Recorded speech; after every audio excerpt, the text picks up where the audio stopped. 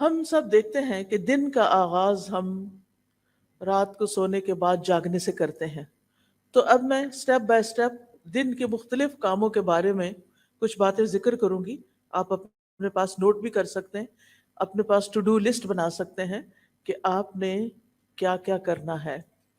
یعنی سب سے پہلے صبح کے وقت کیا کرنا ہے. رسول اللہ صلی اللہ علیہ وسلم نے فرمایا، ہر شخص صبح کے وقت اٹھتا ہے تو اپنے نفس کا سودا کرتا ہے، پھر یا تو اسے آزاد کرتا ہے یا اسے ہلاک کرتا ہے. یعنی ہر شخص ہر روز ایک تجارت کرتا ہے جس میں یا تو وہ فائدہ اٹھاتا ہے یا وہ نقصان اٹھاتا ہے. ہر روز ہمیں دن کے 24 آورز مل جاتے ہیں، اور 24/7 یعنی پورے ہفتے میں ہمیں ہر روز 24 آور ملتے ہیں. اب کچھ لوگ ایسے ہیں کہ جو ان 24 آورز کو بہترین طریقے سے گزارتے ہیں اور پھر وہ کامیاب ہو جاتے ہیں، ان کا سودا نفع بخش ہوتا ہے، وہ پروفٹ کما لیتے ہیں. اور کچھ لوگ انہی 24 آورز کو ضائع کر کے دنیا میں بھی نقصان اٹھاتے ہیں اور آخرت میں بھی نقصان اٹھاتے ہیں. تو اس لیے ہمیں وہ کام لازمی کر لینے چاہیے کہ جن سے یہ 24 آورز ہمارے سیکیور ہو جائیں اور ہماری کامیابی کا راستہ ان سے طے ہو جائے. سب سے پہلی چیز جو آنکھ کھلتے ہی ہمیں کرنی چاہیے وہ ہے صبح کی دعا، جس کا آغاز ہوتا ہے الحمدللہ سے. الحمدللہ الذی احیانا بعدما اماتنا والیہ النشور. سب تعریفیں اس اللہ کے لیے ہیں جس نے ہمیں مرنے کے بعد زندہ کیا اور اسی کی طرف دوبارہ لوٹنا ہے. اب آپ دیکھیے کہ یہاں پر زندگی اور موت کی بات کی جا رہی ہے. آپ کو یہ تو معلوم ہی ہوگا کہ النوم اخو الموت، کہ نیند موت کی بہن ہوتی ہے. جس طرح نیند میں انسان کچھ دیکھتا نہیں، کچھ سنتا نہیں، اسی طرح موت کے بعد بھی انسان کا دیکھنا سننا ختم ہو جائے گا. اب آپ دیکھیے کہ انسان کی قرآن مجید سے ہمیں پتہ چلتا ہے کہ ہم جب رات کو سوتے ہیں تو ہماری ایک روح لے لی جاتی ہے. اسی وجہ سے وہ روح آپ دیکھیں کہ جہاں جہاں جاتی ہے، جو جو کچھ دیکھتی ہے، اس کا ایک کنیکشن انسان کے ساتھ بھی ہوتا ہے. تو اسی کی بنا پہ ہم خواب دیکھتے ہیں. اور بعض اوقات وہ انسان جو ہے وہ بہت ساری سفر طے کر رہا ہوتا ہے، جو لوگ دنیا سے گزر چکے ہیں ان سے جا کے مل رہا ہوتا ہے. تو یہ دراصل روحوں کی ملاقات ہوتی. پھر جس شخص کو اللہ تعالیٰ زندگی دیتا ہے اس کی روح واپس اس کے جسم میں صبح جاگتے ہی لوٹا دی جاتی ہے، اور جن کی موت نیند کے اندر لکھی ہوتی ہے ان کی روح واپس نہیں آتی. اسی لیے آپ نے ضرور یہ سنا ہوگا کہ فلاں شخص سویا تو پھر اٹھا ہی نہیں، کیونکہ اس کی وہ روح جس پر اس کی زندگی کا دار و مدار تھا وہ اس کو واپس نہیں دی گئی. تو یاد رکھیے ہماری زندگی اور ہماری موت ٹوٹلی اللہ سبحانہ و تعالیٰ کے کنٹرول میں ہے. اس لیے ہر روز جب صبح ہمیں زندگی کا ایک اور دن ملتا ہے تو ہمیں کیا کرنا چاہیے؟ اللہ کا شکر ادا کرنا چاہیے کہ مجھے ایک اور دن مل گیا، اور پھر خوش ہونا چاہیے کہ مجھے اپنی آخرت کی کمائی کے لیے مزید وقت مل گیا ہے. اور یاد رکھیے کہ جب انسان شکر ادا کرتا ہے تو اللہ تعالیٰ کا وعدہ ہے لَإِن شَكَرْتُمْ لَأَزِيدَنَّكُمْ، اگر تم نے شکر ادا کیا تو میں تمہیں اور زیادہ عطا کروں گا. جو بندہ شکر گزار ہوتا ہے، گریٹفل ہوتا ہے، اس کی نعمتوں میں اضافہ ہوتا چلا جاتا ہے. پھر آپ دیکھیے کہ ہم عام طور پر بھی اللہ سبحانہ تعالیٰ کی اللہ کی تعریف کیوں کریں؟ ہم دیکھتے ہیں کہ قرآن مجید سے ہمیں پتہ چلتا ہے کہ کائنات کی ہر چیز اللہ کی تسبیح بیان کر رہی ہے. اگر یہ پہاڑ اور یہ درخت اور یہ پھول اور پھل اور یہ پتے اور یہ تمام چیزیں اللہ کی تسبیح کرتی ہیں تو پھر ہم پیچھے کیوں رہیں؟ ہمیں تو اللہ تعالیٰ نے افضل المخلوقات بنایا ہے، باقی چیزوں کو ہمارے لیے بنایا ہے.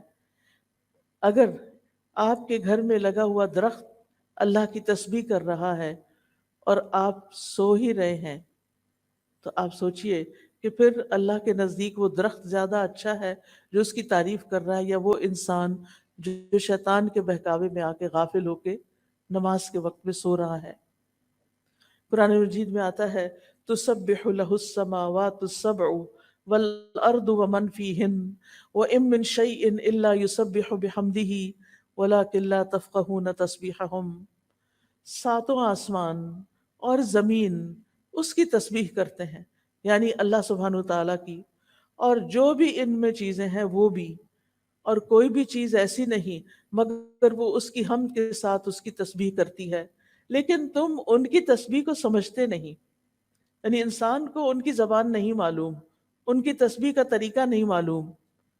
بے شک وہ ہمیشہ سے بردبار نہایت بخشنے والا ہے، یعنی اللہ رب العزت انسانوں کو معاف کر دیتا ہے کہ جس وقت ساری کائنات اللہ کی حمد بیان کر رہی ہوتی ہے، سارے فرشتے اللہ تعالیٰ کی عبادت میں لگے ہوئے ہوتے ہیں، وہاں ایک انسان جس کو اختیار دیا گیا، جس کو اللہ تعالیٰ نے چوائس دے دی ہے، وہ اپنی چوائس سے اللہ کی عبادت کرے تو ساری مخلوق سے افضل ہو جاتا ہے، اور جب وہ اللہ کی دی ہوئی اس آزادی سے فائدہ نہیں اٹھاتا اور اللہ کی نافرمانی کرتا ہے تو ساری مخلوقات سے زیادہ نچلا ہو جاتا ہے۔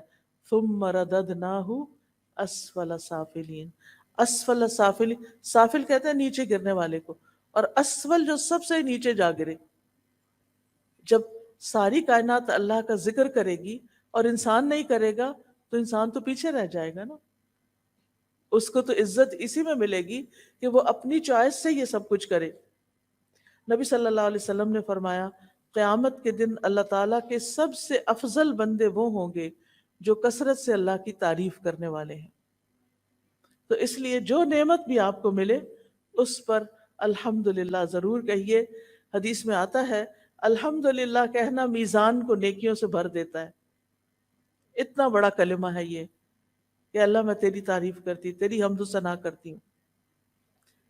پھر اسی طرح اگر انسان پانی کا ایک گھونٹ بھی پیتا ہے، ایک گھونٹ، اور اس کے بعد الحمدللہ کہتا ہے تو اللہ تعالیٰ اس بندے سے راضی ہو جاتا ہے۔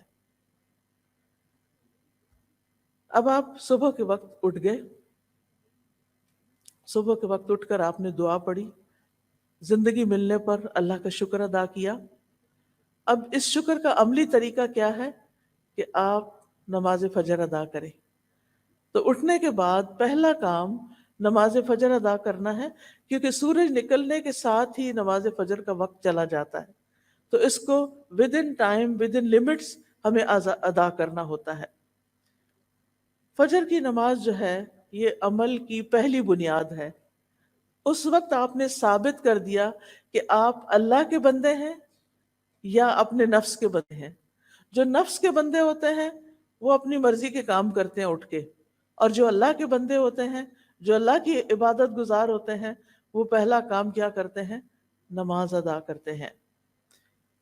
رسول اللہ صلی اللہ علیہ وسلم نے فرمایا اللہ نے بندوں پر 5 نمازیں فرض کی ہیں، جس نے انہیں ادا کیا اور ان کا حق ہلکا سمجھتے ہوئے ان میں سے کچھ کیا تو اللہ کا اس کے لیے قیامت کے دن کے لیے یہ وعدہ ہے کہ اس کو جنت میں ضرور داخل فرمائے، اور جس نے ان نمازوں کیا مگر ان کا حق ہلکا سمجھتے ہوئے ان میں سے کچھ ضائع کر دیا تو اللہ کا اس عہد نہیں، وہ چاہے تو عذاب دے اور چاہے تو معاف فرما دے۔ لہٰذا نماز کو معمولی چیز نہیں سمجھنا چاہیے۔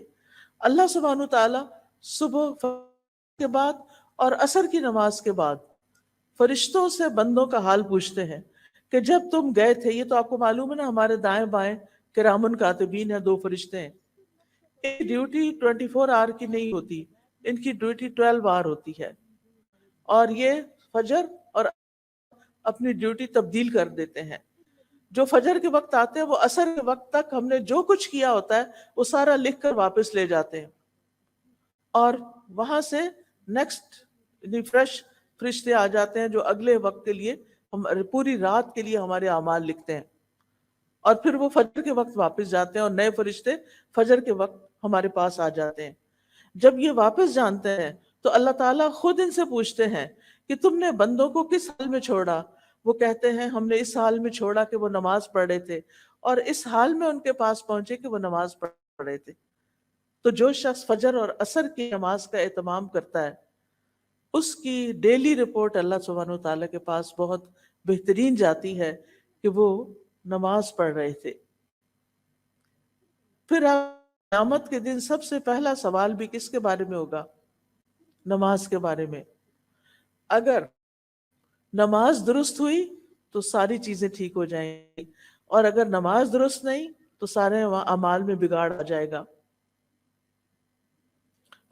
صلی اللہ علیہ وسلم نے فرمایا، وہ آدمی ہرگز آگ میں نہیں جائے گا جس نے سورج نکلنے سے پہلے، غروب ہونے سے پہلے نماز پڑھی، یعنی فجر اور عصر کی نماز پڑھی۔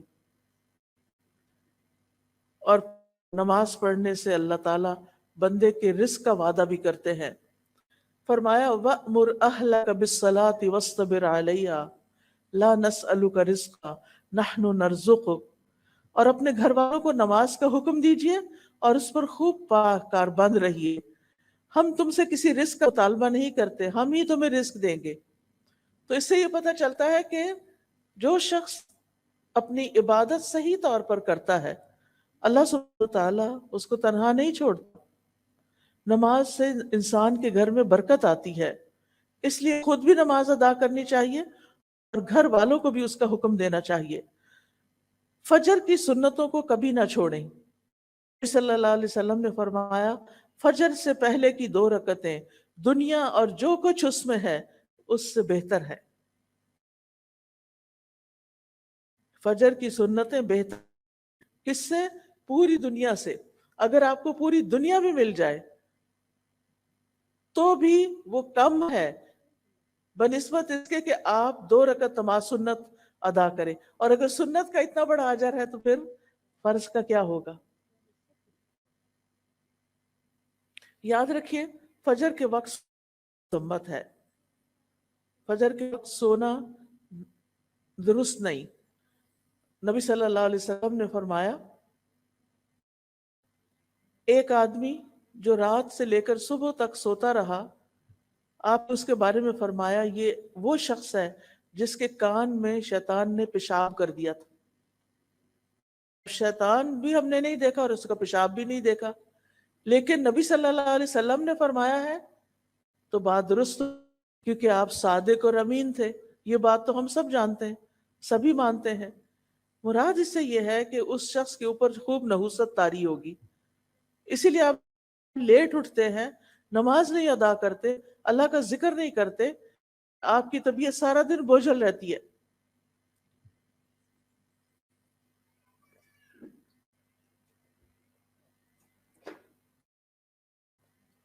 پھر آپ کی کوشش یہ ہو کہ نماز خشوع کے ساتھ پڑھیں۔ خشوع نماز میں رونا دھونا، بعض لوگ سمجھتے ہیں کہ کچھ لوگ نماز میں بہت روتے ہیں لہٰذا ان کی نماز زیادہ خشوع والی ہے۔ ایسا نہیں، رونا خشوع نہیں ہوتا، بلکہ دل کا متوجہ ہونا اور اعضاء کا پرسکون ہونا، اس کو خشوع کہتے ہیں۔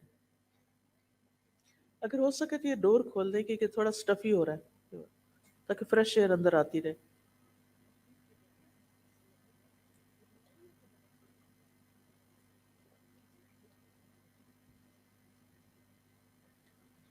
خشوع کس کو کہتے ہیں؟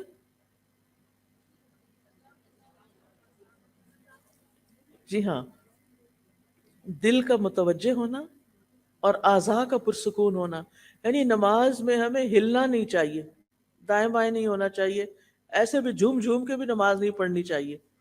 نماز میں سٹل، بالکل ساکت کھڑے ہونا چاہیے کہ اگر کوئی پرندہ بھی آ کے بیٹھ جائے تو وہ بیٹھا رہے کہ یہ شخص شاید یہ کوئی پول ہے یا کچھ اور ہے۔ اور اس بات کا خیال رکھنا کہ میں اللہ کے سامنے کھڑی ہوں، اس سے خشوع آتا ہے۔ بہت سے لوگ یہ کوشچن کرتے ہیں نماز میں کیسے آئیں؟ بس یہ سوچ لیں نماز پڑھنے سے پہلے کہ میں اللہ سبحانہ وتعالیٰ کے سامنے کھڑی ہوں، پھر اپنے رب سے سرگوشیاں کریں، چپکے چپکے باتیں کریں، یعنی نماز کے الفاظ ادا کریں۔ خشوع کے بغیر نماز ایسے ہی ہے جیسے روح کے بغیر جسم. خشوع نماز کی روح ہے. اور کامیاب ہونے والے مومنوں کی صفت یہ ہے قد افلح المؤمنون الذین هم فی صلاتهم خاشعون. یقیناً فلاح پا گئے وہ مومن جو اپنی نمازوں میں خشوع اختیار کرتے ہیں. رسول اللہ صلی اللہ علیہ وسلم نے فرمایا جب کوئی شخص نماز پڑھتا ہے تو وہ اپنے رب تبارک و تعالیٰ سے سرگوشی کرتا ہے.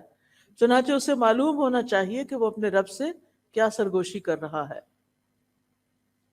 لہذا جب آپ نماز میں ہوں تو کھڑے بھی بہت خاموشی یعنی بہت سکون کے ساتھ کھڑے ہوں. رکوع میں جائیں تو ٹک جائیں پھر کھڑے ہوں.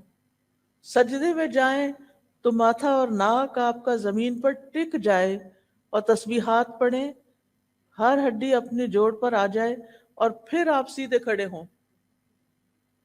یعنی یہ نہیں کہ آپ رکوع میں گئے ہیں ایسے جلدی سے نیچے ہوئے پھر کھڑے ہو گئے پھر جلدی سے سجدہ. کئی لوگ تو دونوں سجدے بس ایک ہی دفعہ سر رکھ کے 2 دفعہ مار کے اٹھ جاتے ہیں. یہ تو سجدہ نہیں ہوتا. ہم اللہ کے سامنے کھڑے. نماز میں یہ سوچ ہمارے اوپر چھائی رہے غالب رہے کہ میں اللہ کے سامنے ہوں, میرا رب مجھے دیکھ رہا ہے. اور اجر کو بھی سامنے رکھے. نبی صلی اللہ علیہ وسلم نے فرمایا تم جب بھی کوئی سجدہ کرتے ہو تو اللہ اس سجدے کی وجہ سے تمہارا ایک درجہ بڑھا دیتا ہے. ہر سجدے کی وجہ سے ایک درجہ بڑھ جاتا ہے اور اسی کے ذریعے تمہاری ایک خطا بھی مٹا دیتا ہے.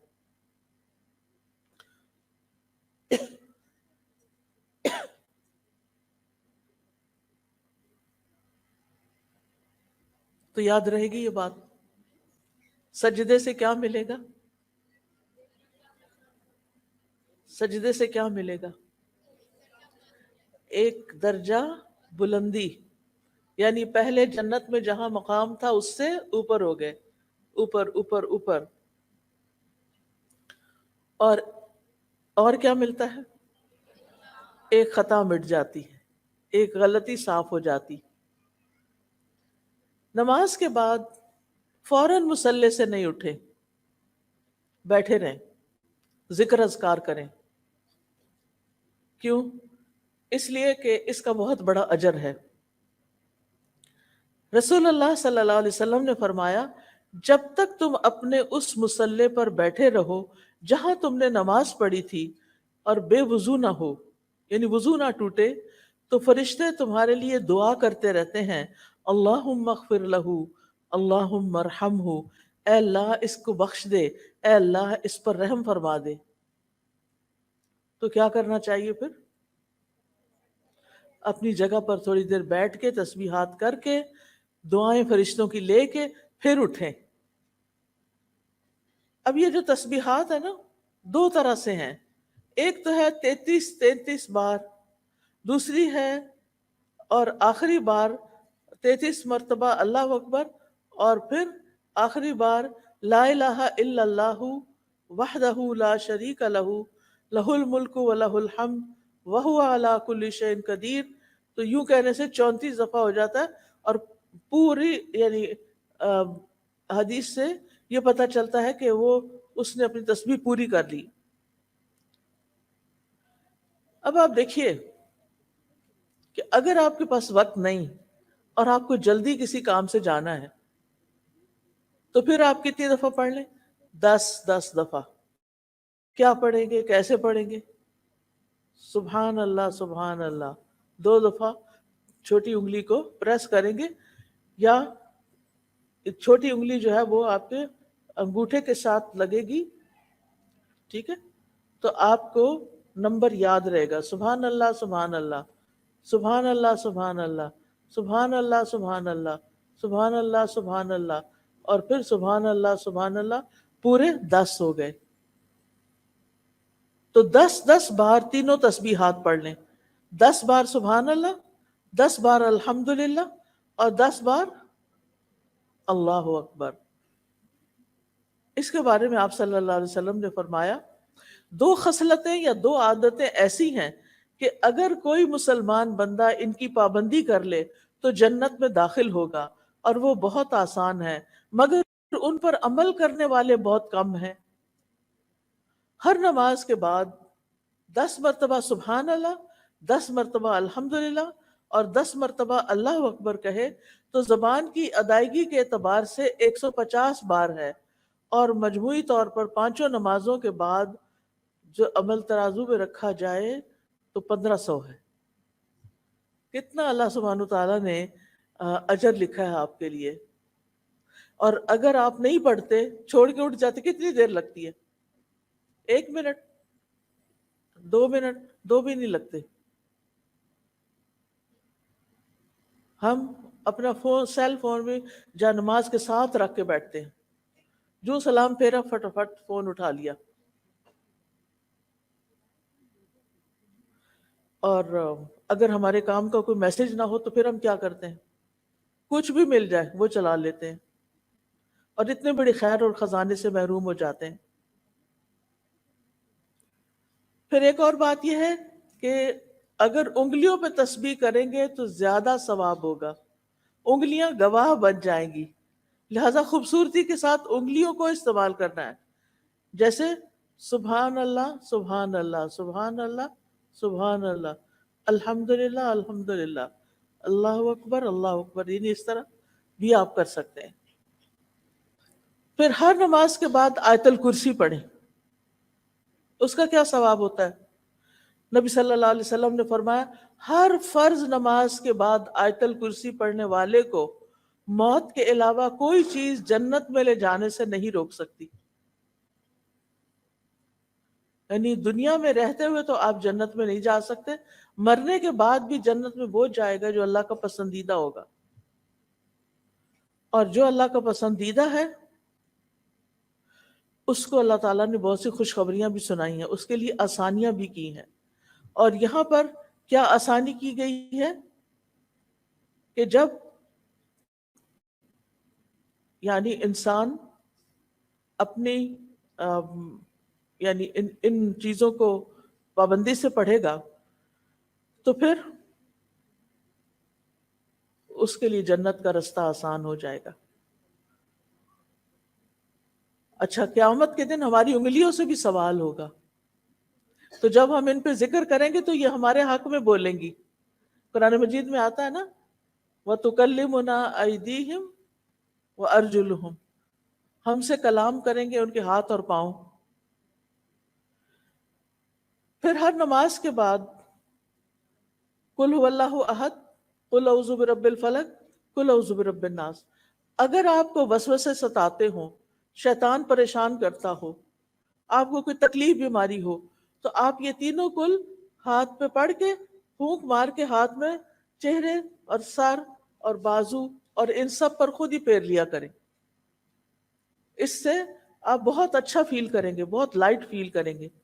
اگر آپ کو کوئی تھکاوٹ ہوئی بھی ہے، آپ کو کوئی بیماری ہے، کچھ بھی ہے، تو آپ اس کو اپنا معمول بنا لیں۔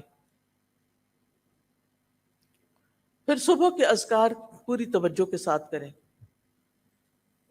اللہ سبحانہ وتعالیٰ قرآن مجید میں فرماتے ہیں یا ایھا الذین آمنوا اذکروا اللہ ذکرا کثیرا وسبحوہ بکرۃ واصیلا، اے ایمان والو اللہ کو کثرت سے یاد کیا کرو۔ یہ کون کہہ رہا ہے کہ اللہ کو زیادہ یاد کیا کرو؟ کون کہہ رہا ہے؟ اللہ سبحانہ وتعالیٰ۔ یس، ماشاءاللہ آپ بہت دھیان سے سن رہے ہیں، اسی لیے جواب دے رہے ہیں۔ اللہ سبحانہ وتعالیٰ سن رہا ہے، اللہ تعالیٰ فرما رہا ہے کہ اے ایمان والو اذکر اللہ ذکرا کثیرا، اللہ کو بہت زیادہ یاد کیا کرو، اور صبح و شام اس کی تسبیح بیان کیا کرو۔ تو صبح و شام سبحان اللہ و بحمدہ پڑھنے والا، جو پوری تسبیح ہے 100 دفعہ پڑھنا چاہیے، پڑھنے والا جو ہے اس کے سارے گناہ معاف ہو جاتے ہیں۔ اور تسبیح جو ہے یہ ڈپریشن کا علاج بھی ہے، انسان کے دل کا غم، دکھ، پریشانی بھی ختم ہوتی ہے اس سے۔ پھر اسی طرح آپ نے فرمایا جو شخص یہ تسبیح پڑھتا ہے سبحان اللہ و بحمدہ، قیامت کے دن اس سے زیادہ افضل کوئی بھی نہیں لائے گا. قیامت کے دن اس سے زیادہ افضل عمل کسی کا بھی نہیں ہوگا، اور سوائے اس کے جس نے اس کے برابر یہ اس سے زیادہ پڑھا ہو. پھر اسی طرح اگر ہو سکے، جیسے بزرگ خواتین ہوتی ہیں تو وہ فجر کی نماز سے سورج طلوع ہونے تک بیٹھے رہے مصلی پر. جو اسکول کے بچے تو ظاہر ہے انہیں اسکول جانا ہوگا، تیاری کرنی ہوگی، لیکن تیاری کرتے کرتے اللہ کا ذکر کرتے رہیں. پھر اسی طرح یہ صبح و شام کے اذکار ہے نا، یہ بھی بڑے فائدے کی چیز ہے. صبح و شام کے اذکار کے بارے میں شیخ ابن عثیمین کہتے ہیں کہ صبح و شام کے اذکار اپنے پڑھنے والوں کے لیے اس قدر وسیع، عظیم فوائد اور برکتوں پر مشتمل ہے کہ اس کا احاطہ نہیں کیا جا سکتا، اس کو بیان نہیں کیا جا سکتا.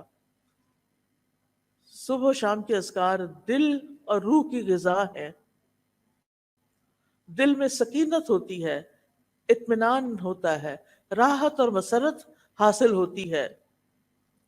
پھر اسی طرح یہ اذکار دنیا اور آخرت میں سلامت رہنے کا ذریعہ ہے. جو شخص یہ اذکار پڑھے گا وہ سلامت رہے گا. پھر یہ خیر و برکت کا دروازہ کھولنے والے کلمات ہیں.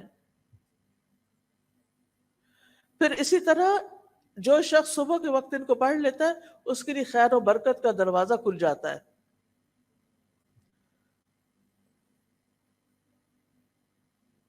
پھر اسی طرح انسان شر کے واقع ہونے سے پہلے اور واقع ہونے کے بعد اسے ہٹانے کا ذریعہ بھی بنائے، یعنی ذکر کو. پھر آپ دیکھیے کہ ذکر کرتے ہوئے انسان اللہ کی نعمتوں کو یاد کرتا ہے، اس کی مہربانی کو یاد کرتا ہے، اللہ کے سامنے اپنے عجز و انکساری کا اظہار کرتا ہے. اور پھر یہ ذکر جو ہے یہ انسان کے لیے دشمن کے مقابلے میں جیسے زرہ ہوتی ہے نا، ویسے ہی ہے.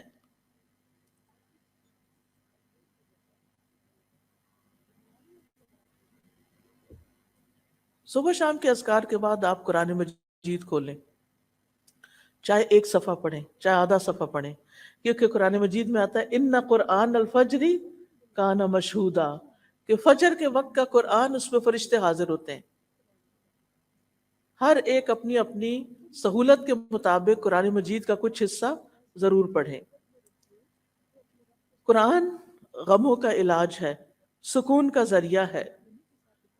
قرآن کی تلاوت سے اجر ملتا ہے. ایک حرف کے نتیجے میں کیا ملتا ہے؟ 10 نیکیاں. اور پھر کہتے ہیں کہ الف لام میم یہ بھی حروف ہیں، یہ بھی قرآن کے حروف ہیں. صرف یہ کہنے سے الف لام میم کتنی نیکیاں مل جاتی ہیں؟ جی ہاں، 30 نیکیاں.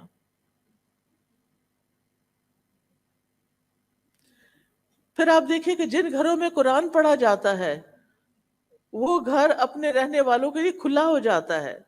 اس میں فرشتے حاضر ہوتے ہیں، شیاطین اس گھر کو چھوڑ دیتے ہیں، اس کی خیر و برکت بڑھ جاتی ہے.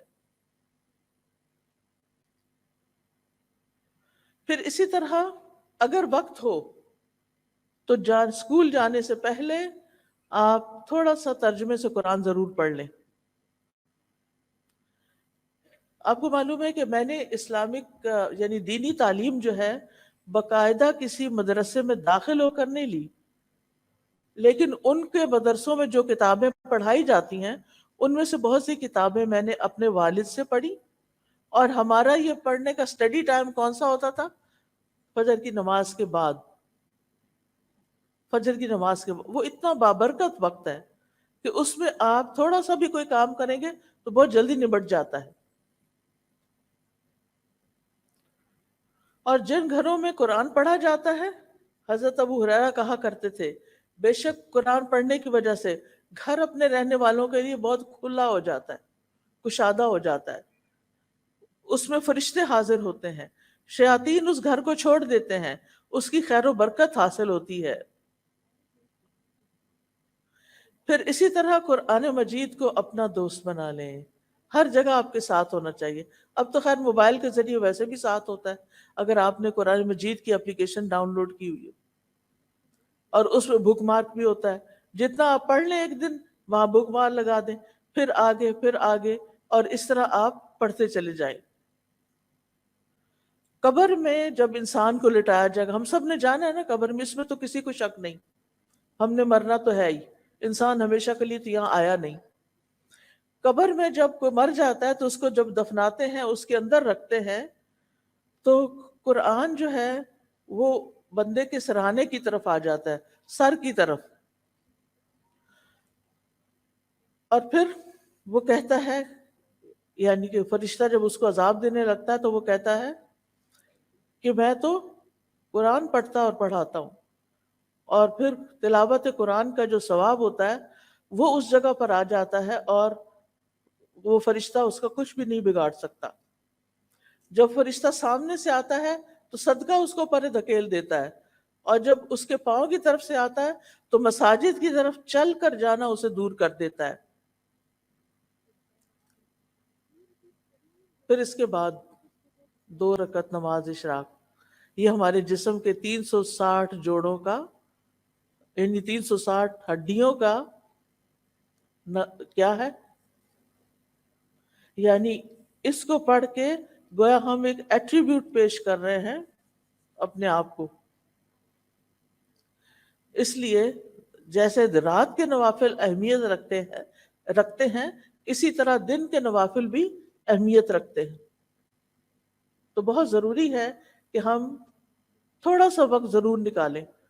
ہمارے جسم کا صدقہ ہے، ہم میں سے ہر روز تو ہر شخص صدقہ نہیں کر سکتا، اتنے پیسے تو نہیں ہوتے سب کے پاس، لیکن اگر آپ یہ 2 نفل پڑھ لیتے ہیں تو آپ کے بدن کا صدقہ ہو جاتا ہے.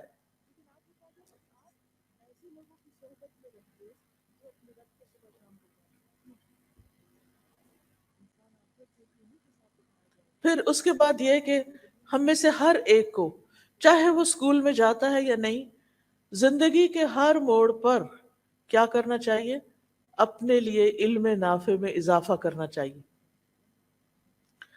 اچھی اچھی کتابیں پڑھیں. ماشاءاللہ آپ اسکول کالجز میں جاتے ہیں، آپ کے پاس لائبریریز ہیں، آپ لائبریریز سے اچھی اچھی کتابیں نکلوائیں اور ان کا مطالعہ کریں. نبی صلی اللہ علیہ وسلم فجر کی نماز کے بعد سلام پھیرتے تھے تو یہ دعا کرتے تھے، اللہم انی اسألک علما نافعا وعملا ورزقا طیبا وعملا متقبلا، اور پاکیزہ رزق، طیب رزق اور عمل قبول ہونے والا یہ نصیب کر. تو علم نافع کیا ہے؟ علم نافع وہ نفع مند علم ہے جس سے انسان کی دنیا بھی سنورتی ہے اور آخرت بھی. لہٰذا اسکول کالج میں جو بھی آپ چیزیں ایسی پڑھ رہی ہیں جو آپ کو آئندہ زندگی میں کام آنے والی ہیں تو وہ علم نافع ہے. پھر اس میں دینی علوم بھی آ جاتے ہیں، دنیاوی علوم بھی آ جاتے ہیں. اور پھر یہ کہ علم سیکھنے اور سکھانے کے لیے اپنے اوقات مقرر کریں. ہر وقت کتابیں لے کے نہ بیٹھے رہیں. گھر والے کو اسی کام کے لیے بلائیں اور آپ کہیں مجھے تو پڑھنا ہے، اور ان کو کتابیں دکھا کے تو پھر آپ آرام کریں. تو ایسا نہیں ہونا چاہیے، ٹھیک ہے نا. پھر ناشتے کی باری آتی ہے. ناشتہ ضرور کریں، اگرچہ کھجور ہی کھائیں. بہت سے بچے اسکول میں بھوکے چل پڑتے ہیں اور پھر کینٹین پہ آ کر جیسی تیسی چیزیں کھا لیتے ہیں، بس پیٹ بھر لیتے ہیں. پھر آپ دیکھیے کہ اگر آپ گھر سے ناشتہ کر کے چلیں گے، اور خاص طور پہ لڑکیوں کو کیلشیم کی بہت ضرورت ہوتی، اگر آپ 1 کپ دودھ اور 2 کھجوریں بھی کھا کے گھر سے آ جائیں تو آپ کے لیے دوپہر تک آپ کا گزارا ہو سکتا ہے، کام چل سکتا ہے. لیکن اس سے جو دونوں چیزوں سے آپ کو انرجی ملے گی، آپ کی قوت میں اور زیادہ اضافہ ہوگا. نبی صلی اللہ علیہ وسلم نے فرمایا، دودھ کے علاوہ کوئی چیز ایسی نہیں جو کھانے اور پینے دونوں سے کفایت کرے. یعنی دودھ کو کھا بھی سکتے اور پی بھی سکتے. آپ نے دیکھا ہوگا نا کہ وہ جم جاتا ہے، بازو کا دودھ دہی بن جاتا ہے، تو اس کو کھا لے اور دودھ کو پی لے. پھر آپ دیکھیے کہ کھانے سے پہلے کیا کریں. کوئی بتائے گا؟ آپ میں سے کوئی بتائے گا؟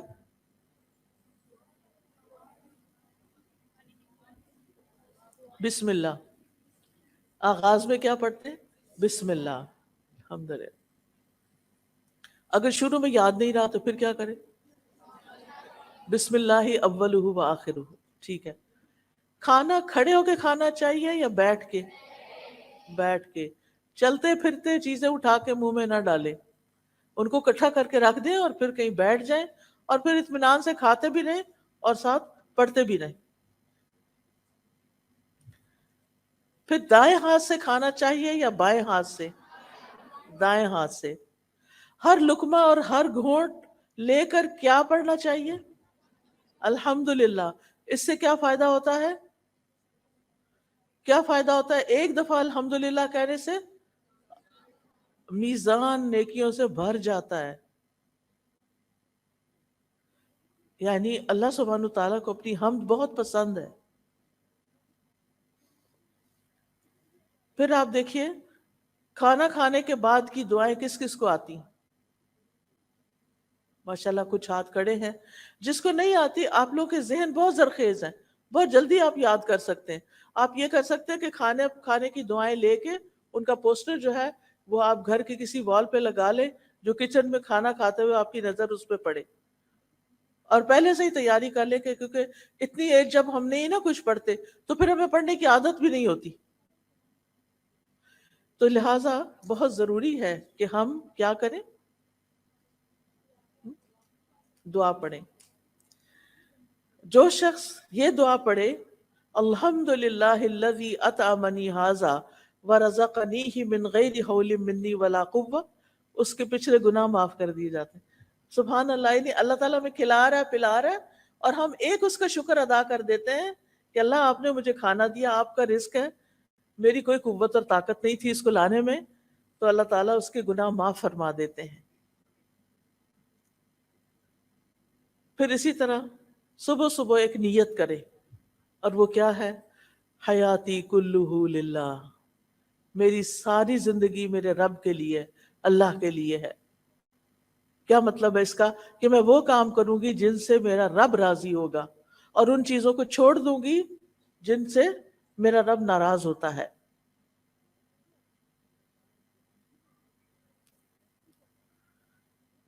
اللہ سبحانہ و تعالیٰ کی پسند کے کام کون کون سے ہیں؟ کوئی بتائے گا مجھے؟ اللہ تعالیٰ کن کاموں کو پسند کرتا ہے؟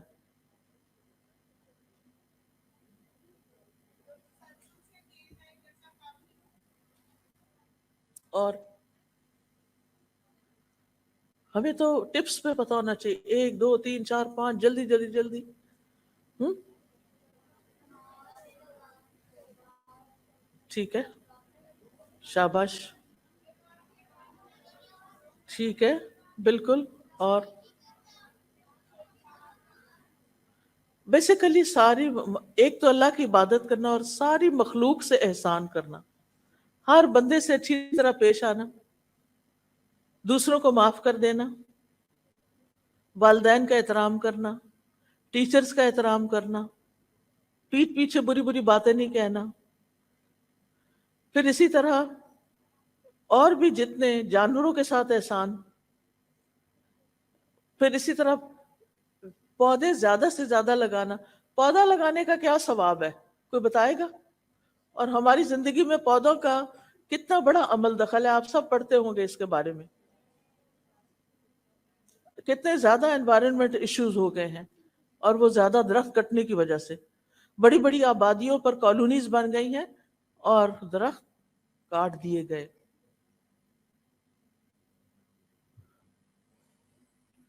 تو اللہ سبحانہ تعالیٰ کے لیے ہم اپنی زندگی کو خالص کریں کہ اللہ میری زندگی آپ کے لیے، اور پھر ہم ایمان کے ساتھ خوبصورت بنیں. یعنی بہت سے لوگ صرف میک اپ سے خوبصورت بننا چاہتے ہیں، ہمیں ایمان کے ساتھ. ایمان ہوتا ہے دل میں، اور جو دل میں ہوتا ہے وہ چہرے پہ آتا ہے. اگر ایمان دل کے اندر خوبصورت ہے نا تو ہو ہی نہیں سکتا کہ چہرہ اس کو ریفلیکٹ نہ کرے. پھر اسی طرح قلبی طہارت کے ساتھ ساتھ روح کی غذا اب تک آپ دے رہے تھے اس کو، اب جسمانی طہارت کا بھی خیال کریں۔ پاک صاف رہنے والوں کے بارے میں ہمارا دین ہمیں کیا سکھاتا ہے؟ شاباش، ان اللہ یحب التوابین و یحب المتطہرین، بے شک اللہ توبہ کرنے والوں سے محبت کرتا ہے اور پاک صاف رہنے والوں سے۔ اللہ سبحانہ تعالیٰ پاک صاف رہنے والوں سے محبت کرتا ہے۔ کس کو نہیں چاہیے اللہ کی محبت؟ ہمیں سے ہر شخص کو چاہیے ہوتی ہے۔ لہٰذا اللہ کی محبت ان لوگوں کے لیے ہے جو پاکیزگی کا اہتمام کریں گے۔ پھر آپ دیکھیے کہ طہارت میں جسم، ناخن، بدن، سکن، بال، ان سب کی طہارت کا خیال کرنا چاہیے۔ مسواک کرنا، مسواک کرنے کے کیا فائدے ہیں آپ میں سے کوئی بتائے گا؟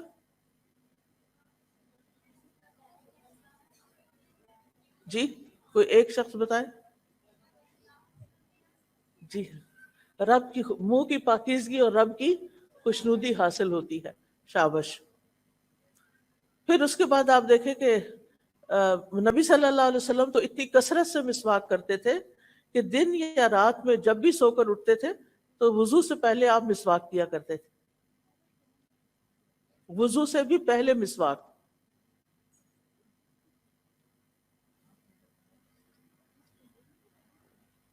پھر وضو کے بعد کی دعا، اس کے پڑھنے کا کیا ثواب ہے؟ جو شخص وضو کرے اور اچھی طرح وضو کرے اور یہ دعا پڑھے، اشہد ان لا الہ الا اللہ وحدہ لا شریک لہ واشہد ان محمدا عبدہ ورسولہ اللہم اجعلنی من التوابین واجعلنی من المتطہرین، یہ دعا بھی ساتھ ہی لگا لے۔ ایک قرآنی دعا ہے اور ایک مسنون دعا ہے۔ وضو کے بعد اگر آپ اس کو پڑھیں گے تو نبی صلی اللہ علیہ وسلم نے فرمایا اس شخص کے لیے جنت کے 8 دروازے کھول دیے جائیں گے۔ کتنی مختصر سی دعا ہے اور کتنا اچھا اکرام ہوگا۔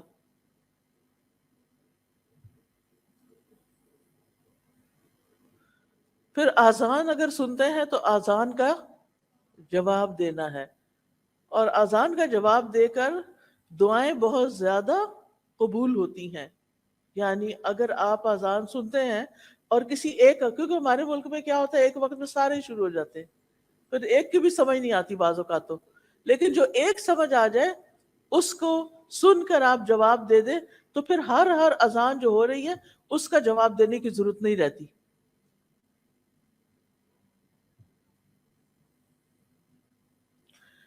پھر اسی طرح آپ دیکھیں کہ اپنے رب کے ساتھ اپنا توکل جو ہے وہ مضبوط کریں، رب پر بھروسہ کریں۔ کوئی غم کی خبر سنیں، کوئی پریشانی کی سنیں، کوئی تکلیف ہو، کوئی مزری ہو، فوراً اپنے رب کی طرف رجوع کریں، اللہ تعالیٰ پر بھروسہ کریں۔ رب المشرق والمغرب لا الہ الا ہو فاتخذہ وکیلا، مشرق و مغرب کا رب، اس کے سوا کوئی معبود نہیں، اس کو اپنا کارساز بنا لو، اس کو اپنا مددگار بناؤ۔ پھر اپنے اندر توکل پیدا کریں۔ نبی صلی اللہ علیہ وسلم نے فرمایا اگر تم اللہ پر ویسا توکل کرو جیسا کہ اس کے کرنے کا حق ہے، یعنی پوری طرح توکل کر لو، تو وہ تمہیں اسی طرح روزی دے گا جس طرح وہ پرندوں کو دیتا ہے۔ صبح کو وہ بھوکے پیٹ اٹھتے ہیں اور شام کو پیٹ بھر کے جاتے ہیں، یعنی اللہ سبحانہ تعالیٰ انہیں ہر نعمت عطا کر دیتا ہے۔ پھر اسی طرح ہر طرح کے حالات میں پر امید رہیں، ہر طرح کے حالات میں پر امید رہنا، مایوس نہیں ہونا۔ مایوسی کیا ہوتی ہے؟ جی جی ہاں، تو مشکل معاملہ بھی آ جائے تو آپ یہ سمجھیں کہ اللہ تعالیٰ کے بس میں ہے اس کو حل کرنا۔ پھر اپنا کام کاج شروع کریں، چاہے گھر میں کچن میں کام کرنا ہے یا کوئی اور کام کرنا ہے، ساتھ ساتھ غور و فکر جاری رکھے۔ اور اس سلسلے میں خصوصی طور پر قرآن مجید کو نہیں بھولیں۔ قرآن مجید کے بارے میں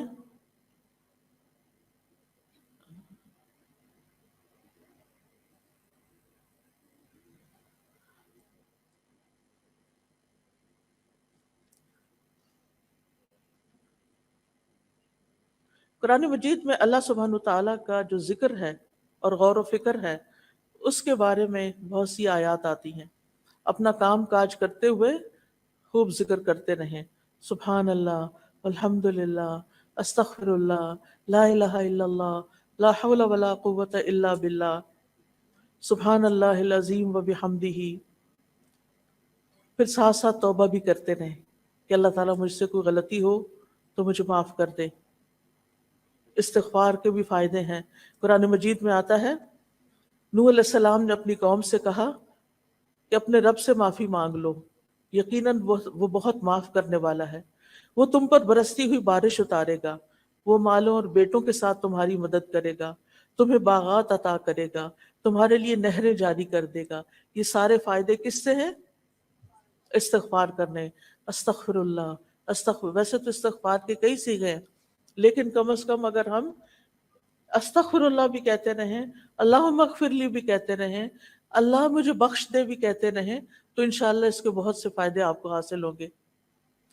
پھر ایک اور بات یہ کہ وقت کا بہتر سے بہتر استعمال کریں. جو آپ کے پڑھنے کے، اگر آپ اسکول کالج جاتے ہیں، کوئی کلاس نہیں چھوڑیں، اپنے ٹیچرز کی رسپیکٹ کریں، جو وہ کہتے ہیں وہ کر لیں. بعض ٹیچر ذرا سخت ہوتے ہیں، مائنڈ نہ کریں، ان کی سختی زندگی میں آپ کو بہت فائدہ دے جائے گی. اپنے سارے دن کو پروڈکٹیو بنائیں. پروڈکٹیو ڈے کیسے گزرتا ہے؟ پورے دن میں جو کام آپ نے کرنے ہیں ان کی لسٹ بنا لیں، اور پھر اپنے آپ سے پوچھیں یہ میں نے کیوں کرنا ہے. بے سوچے سمجھے کاموں میں ہاتھ نہ ڈالیں، پلان کر کے کام کریں. اور جو کام ایسے ہی فضول میں ہو جاتے ہیں ان کی بھی لسٹ بنا لیں، ان پہ غور کریں کہ کیا واقعی اس کی ضرورت ہے. اور جن کاموں سے آپ کو نقصان ہوا، کوئی جھگڑا فساد ہوا یا کوئی اور غلط چیز ہو گئی، اس کی بھی لسٹ بنا لیں. اب ان میں سے تین طرح کے کام ہو گئے نا، ایک ہے با مقصد، ایک ہے بے مقصد، اور ایک ہے نقصان دہ. نقصان دہ کاموں پہ تو کراس لگا دیں، جیسے غیبت ہے، چغلی ہے، کسی کے ساتھ لڑائی جھگڑا ہے، فتنہ فساد، ان کے تو قریب بھی نہیں جانا. بے مقصد باتوں کو بھی چھوڑ دیں. قرآن مجید میں آتا ہے کہ کامیاب لوگ کون ہیں؟ جو لغو سے پرہیز کرتے ہیں. قد افلح المؤمنون الذین هم فی صلاتهم خاشعون والذین هم عن اللغو معرضون. وہ جو لغو سے اعراض برتتے ہیں، لغو کو چھوڑ دیتے ہیں. پھر اسی طرح جو بھی کوئی کام کرنا ہو، اس کا ایک اینڈ ٹائم ضرور رکھیں کہ اتنے بجے تک مجھے یہ کام مکمل کر لینا ہے. جیسے ہوم ورک کرنا ہے آپ کو، تو اپنا اسکیجول اس طرح کا بنائیں کہ مثلا مجھے شام کے 6 بجے تک اپنا ہوم ورک پورا کر لینا ہے. پھر اسی طرح بعض کام ہمیں مشکل لگتے ہیں، اس کے لیے روٹین بنائیں. یہ نہیں کہ کبھی کوئی کام شروع کر لیا، کبھی کوئی کر لیا. صبح سے شام تک آپ کا روزانہ کا ایک ٹائم ٹیبل ایسا ہونا چاہیے کہ آپ کچھ دنوں میں آٹو پہ آ جائیں. اس میں آپ کو بہت سہولت ہو جائے گی. آپ نے جتنے ٹارگٹ سیٹ کیے ہوں گے، جو بھی آپ کے بامقصد کام ہوں گے، ایک تو تھے نا نقصان دہ، ایک بے مقصد اور ایک بامقصد. تو جو بامقصد کام ہے ان کی آپ کے سامنے لسٹ ہوگی، لہٰذا وہ آپ ان کی روٹین بنا لیں، ان کی عادات پختہ کر لیں کہ یہ چیزیں مجھے اپنی زندگی میں لازماً لے کر آنی ہے. پھر کچھ چیزیں ہمارے نفس پہ بڑی بھاری ہوتی ہیں، تو اپنے نفس کا تزکیہ بھی کرتے رہیں. یعنی اپنے اندر کی صفائی کرنا بے حد ضروری ہوتا ہے. آپ دیکھیں کہ ہم اگر ظاہر میں بھی اگر نہائے نہ اور میلے کپڑے پہن کر ان کے اوپر پرفیوم چھڑک لیں تو کیا ہوگا؟ کسی کو خوشبو نہیں آئے گی. لہٰذا بہت ضروری ہے کہ ہم اگر خوشبو لگانی ہے تو پہلے نہائیں. تزکیہ جو ہے یہ عربی کا لفظ ہے جس کے دو کمپوننٹس ہوتے ہیں، ایک تخلیہ اور ایک تحلیہ. تخلیہ خا کے ساتھ ہے، تحلیہ ہا کے ساتھ ہے. تخلیہ کہتے ہیں خالی کرنا، یعنی اپنے اندر سے وہ چیزیں نکال کے اس کو خالی کر لے جو آپ کو پنچ کر رہی ہیں، تکلیف دے رہی ہیں، بادر کر رہی ہیں، جو آپ کی بے چینی کا سبب بنتی ہیں، اضطراب کا سبب بنتی ہیں، ان سب کو باہر نکالیں. بدگمانیاں، حسد، نفرت، بغض اور اس طرح کی ساری چیزیں. اور تحلیہ کہتے ہیں، حلیہ عربی میں کہتے ہیں زیور کو، آرنامنٹ. یعنی اپنے آپ کو کیا کریں؟ سجائیں. پھر اپنے اوپر خوبصورت چیزیں رکھیں بھی، پہنے بھی ان کو. یعنی اچھی عادات اپنائیں بھی. خراب عادتیں نکالتے جائیں زندگی سے اور اچھی عادتیں ڈالتے جائیں. صرف ظاہر میں نہیں بلکہ دل کے اندر بھی. اللہ تعالیٰ فرماتے ہیں وَلَٰكِنْ حَبَّبَ إِلَيْكُمُ الْإِيمَانَ وَزَيَّنَهُ فِي قُلُوبِكُمْ. اللہ نے تمہارے لیے ایمان کو محبوب بنا دیا اور اسے تمہارے دلوں میں سجا دیا. اہل ایمان کے دلوں میں ایمان سجا ہوا ہوتا ہے، لہٰذا مشکل حالات ہوں، تنگی تکلیف کے ہوں، وہ خوش رہتے ہیں کیونکہ ان کو پتا ہوتا ہے ہمارا رب ہے. وہ رب پہ توکل کرتے ہیں. رب کے ان کے دلوں کے اندر ایک اطمینان ہوتا ہے. وہ کسی کے ساتھ خار نہیں رکھتے، کسی کے ساتھ دشمنی نہیں رکھتے، کسی کے ساتھ کوئی لڑائی نہیں رکھتے، جس کی وجہ سے ان کے دلوں کے اندر ایک عجب طرح کا سرور اور اطمینان اور خوشی ہوتی ہے. اور اس کے لیے انسان کو اپنے نفس سے جہاد کرنا پڑتا ہے، اس کے لیے ایفرٹ لگانی پڑتی ہے. قرآن مجید میں آتا ہے قد افلح من تزکا، وہ تو کامیاب ہو گیا جس نے پاکیزگی اختیار کر لی. ایک اور جگہ آتا ہے قد افلح من زکاہا، وہ کامیاب ہو گیا جس نے تو پاک کر لیا. پھر آپ دیکھیں دن کی 5 نمازوں کی آپ نے حفاظت کرنی ہے. نماز قبر تک ساتھ جاتی ہے، اس کو حفاظت کرنا ہے، کیونکہ جب آپ قبر میں جائیں گے وہ آپ کی حفاظت کرے گی. دنیا میں آپ نے کیا کرنا ہے؟ نماز کی حفاظت کرنی ہے. اور جب آپ قبر میں جائیں گے تو نماز آپ کی حفاظت کرے گی. جب عذاب آنے لگتا ہے نا قبر میں تو نماز آ جاتی ہے، ایک طرف سر کی طرف قرآن آ جاتا ہے، ایک طرف نماز آ جاتی ہے، ایک طرف روزہ صدقہ خیرات پاؤں کی طرف آ جاتا ہے، اور بندے کو اپنی لپیٹ میں لے لیتے ہیں اور ہر طرح کے عذاب کو پیچھے دھکیل دیتے ہیں. پھر اسی طرح نماز صرف فرض نہ پڑھیں، سنت بھی پڑھا کریں. پھر آپ دیکھیے کہ ہر کام جو بھی آپ کام کر رہے ہیں نا دن بھر میں، عادت سمجھ کر کریں، ملے گا. کیا آپ کی والدہ آپ سے پانی کا گلاس مانگتی ہیں اور آپ ان کو پانی پلا، بہت ثواب ملے گا. اس لیے جب امی بلائیں فوراً اٹھ کر جائیں، آپ عبادت کر رہے ہیں. جب اللہ تعالیٰ بلائیں تو نماز کی طرف جائیں، آپ کیا کر رہے ہیں؟ عبادت کر رہے ہیں. اگر چھوٹا بھائی رو رہا ہے اور اس کو آپ سے کوئی کام ہے تو کیا کریں؟ اس کی بات سنیں، کیوں رو رہے ہیں؟ امی مصروف ہیں، وہ اس کو بہلا نہیں سکتی، آپ اس کو اٹھا لیں، آپ اس کو بہلا لیں، آپ اس کا خیال رکھیں. یہ بھی عبادت ہے. اگر گھر کی صفائی کرنا ہو تو یہ کیا ہے؟ یہ بھی عبادت ہے، کیونکہ ان اللہ یحب التوابین ویحب المتطہرین. اللہ تعالیٰ محبت کرتا ہے توبہ کرنے والوں سے اور پاک صاف رہنے والوں سے. اگر کھانا پکانا پڑے تو یہ بھی عبادت ہے. کیوں؟ کیونکہ بھوکے کو کھانا کھلانا جنت میں جانے والے جام سے، یہ عبادت ہے، جنت میں لے جانے والا کام ہے. ہمارا دین اتنا خوبصورت ہے کہ 24/7 جتنے بھی آپ کام اچھے اچھے کریں گے وہ سب عبادت ہے، وہ سب آپ کے اعمال نامے میں جمع ہو رہا ہے. اور پھر آپ دیکھیں یہ نہ کہا کریں وہ فلاں بہن بھی تو نہیں کرتی میں کیوں کروں. یہ نہیں کہنا آپ نے. وہ بھائی نہیں کرتا میں کیوں کروں. نہیں، نیکیوں میں ایک دوسرے سے آگے نکلے. وہ نہیں کرتا نہ کرے، مجھے کرنا ہے، میں جا رہی ہوں کرنے.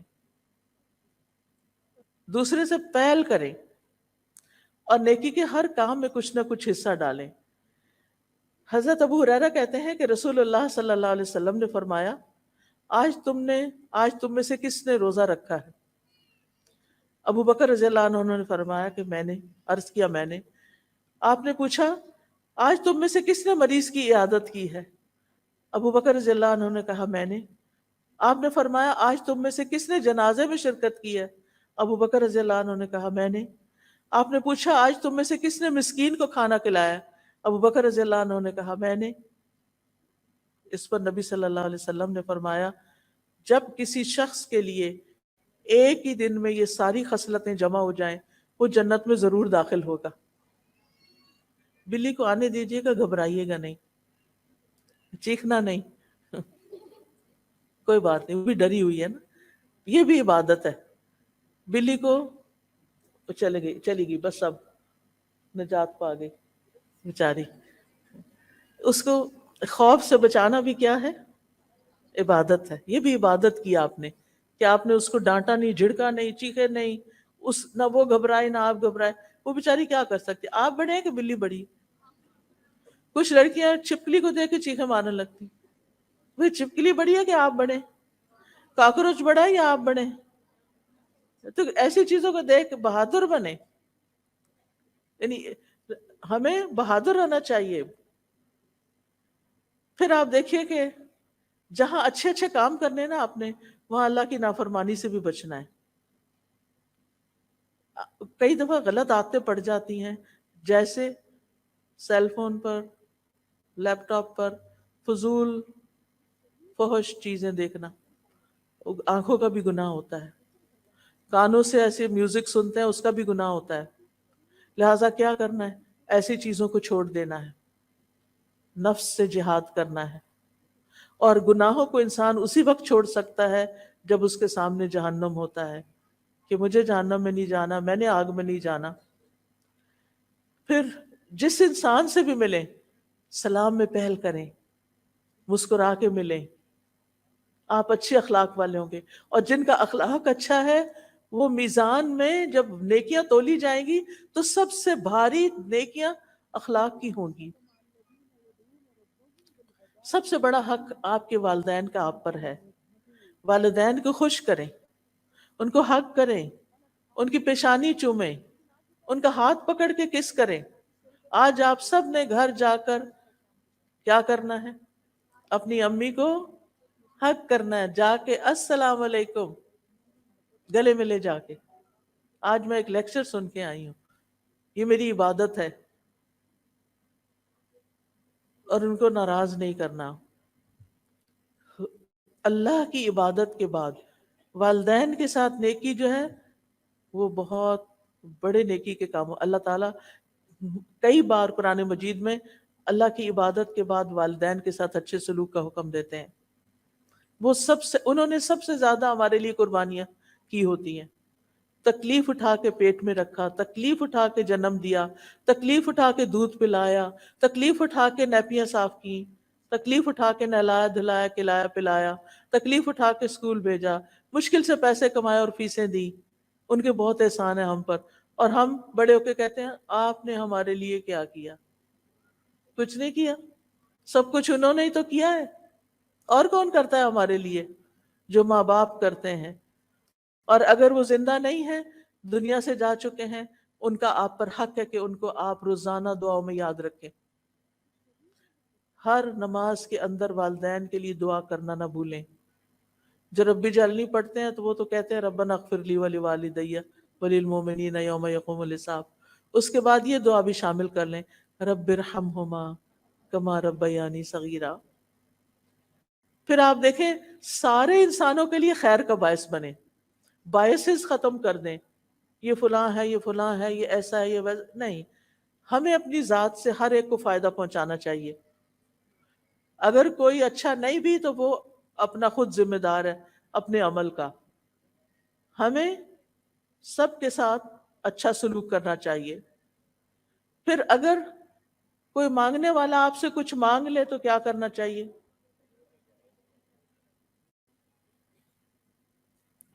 دے دینا چاہیے۔ نہیں ہے تو کیا کرنا چاہیے؟ کوئی اچھی سی بات کر لینی چاہیے اس سے، ڈانٹنا نہیں ہے۔ کچھ لوگ وہ گاڑیوں کے پاس آ کے وہ ناک کر لیتے ہیں نا، وہ پھر یہ تم لوگ نے کیا کام بنایا، وہ ہر وقت مانگتے رہے۔ ایسا کبھی نہیں کہنا، وہ بھی انسان ہے۔ آج وہ نیچے ہے، آپ اوپر بیٹھے ہیں۔ سوچیں اگر یہ میں ہوتا یہاں پھر کیا کرتا؟ اس لیے ہر انسان کے ساتھ مہربانی کا سلوک کریں.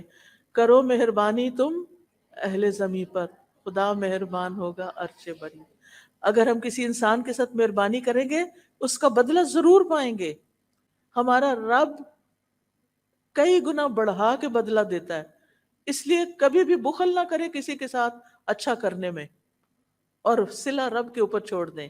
میں نے اس کا بدلہ اس سے لینا ہے. انسان کیا دے سکتے ہیں؟ انسانوں کی محنتوں اور نیکیوں کا بدلہ نہیں دے سکتے، وہ رب ہی دیا کرتا ہے. اس لیے اپنے اعمال کو رب کے لیے خالص کر لیں. جہاں بھی ہوں خیر پھیلانے والے ہوں. خیر الناس من ینفع الناس. اچھے لوگ وہ ہوتے ہیں جو لوگوں کو نفع پہنچاتے ہیں. حضرت عیسیٰ علیہ السلام کے بارے میں آتا ہے وَجَعَلَنِي مُبَارَكًا أَيْنَمَا كُنْتُ. اللہ نے مجھے مبارک بنایا جہاں بھی میں ہوں. برکتیں ہی برکتیں. تو برکتیں کن لوگوں کی ہوتی ہیں؟ جو جہاں بیٹھتے ہیں لوگوں کو فائدہ پہنچاتے ہیں. پھر پڑوسیوں کا خیال کرنا ہے آپ نے. اگر ہر روز مشکل ہے تو ویک میں ایک دن ضرور رکھیں کہ آپ اپنے نیبرز کا بھی خیال کریں وہ کس حال میں ہیں. کچھ پکائیں تو ان کے لیے بھیج دیں.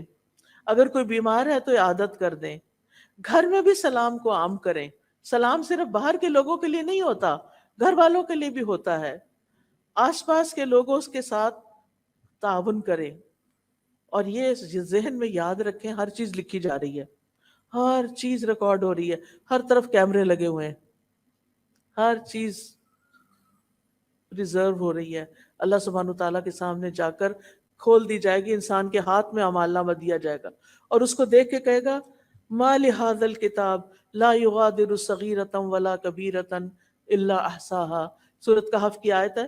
اس کتاب کو کیا ہے، اس نے نہ کوئی چھوٹی بات چھوڑی نہ کوئی بڑی بات چھوڑی، ہر چیز لکھ لی. لہٰذا اپنی زبان کی بھی حفاظت کرنی ہے. بلا ضرورت بات چیت نہیں کرنی، بے فائدہ چیزوں کو چھوڑ دینا ہے، جھوٹ نہیں بولنا، کسی کے ساتھ کسی کو اذیت نہیں دینی زبان سے. اس کے ساتھ ساتھ ہر روز صدقہ کرنے کی عادت ڈالنی ہے. چاہے آپ 1 روپیہ ایک باکس بنا لیں، 1 روپیہ ہی اپنی جیب خرچ میں سے ڈال لیں. اگر نہیں ہے تو اشراق کے 2 نفل جو ہیں وہ پورے دن کا صدقہ ہو جائے گا. فقیروں اور مسکینوں کا ضرور خیال کریں.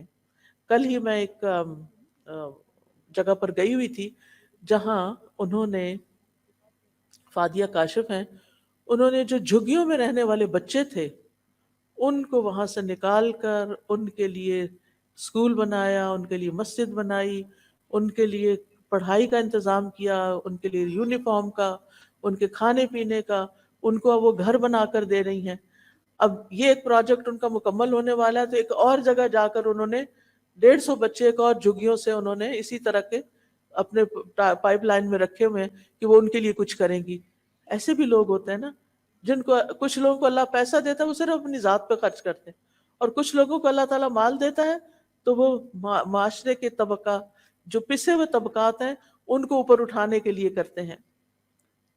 تو اپنی چیزیں اور ایکسٹرا چیزیں فقراء کو تقسیم کر کے ان کو خوشی پہنچائیں. نبی صلی اللہ علیہ وسلم کو نے فرمایا مومن کو خوش کرنا، اس کا قرض ادا کرنا، اس کی ضرورت پوری کرنا، اس سے کسی مصیبت کو دور کرنا افضل ترین اعمال میں سے ہے. پھر اسی طرح غصہ نہیں کرنا، چھوٹی چھوٹی بات پہ ناراض نہیں ہونا، رشتہ داروں سے نہیں کاٹنا. نبی صلی اللہ علیہ وسلم فرمایا جو شخص یہ چاہتا ہے اس کی عمر لمبی ہو، اس کا رزق میں برکت ہو، وہ اپنے رشتہ داروں سے جوڑ کے رکھے. کس کا دل چاہتا ہے اس کی عمر لمبی ہو؟ ہم سب کا چاہتا ہے. کس کا دل چاہتا ہے اس کا مال زیادہ ہو؟ ہم سب کا چاہتا ہے. تو کیا کرنا ہے؟ اپنے رشتہ داروں سے، اور ابتدا کرنی ہے والدین سے، بہن بھائیوں سے، پھر خالہ، ماموں، چچا، ان کے بچے، ان سب سے اچھا سلوک کرنا ہے. عید ہو، ویکینڈز ہوں، خاص خاص موقع ہوں، ان کو گھر بلا لیں یا ان کے پاس چلے جائیں یا فون کر لیں یا میسج کر دیں، لیکن ان سے ان کا حال چال پوچھتے رہیں. پھر اسی طرح دوسروں کو معاف کرنے والے بنیں. فاصفح الصفح الجمیل، درگزر کرو، خوبصورت طریقے سے درگزر کرنا. دوسروں پر ظلم کرنے اور مظلوم کی آہ سے بچیں، دل کی سختی سے بچیں، برے خیالات اور بدگمانیوں سے بچیں، غیبت سننے سے بھی بچیں. اور جو آپ کی غیبت کرے اس کے ساتھ حسن سلوک کر لیں تاکہ وہ آئندہ سے نہ کرے. مصیبتوں اور مشکلات میں صبر سے کام لیتے ہوئے نماز سے مدد مانگیں. یعنی جب کوئی تکلیف کا وقت ہو تو اٹھ کے نماز پڑھ کے نفل پڑھ کے اللہ سے دعا کریں.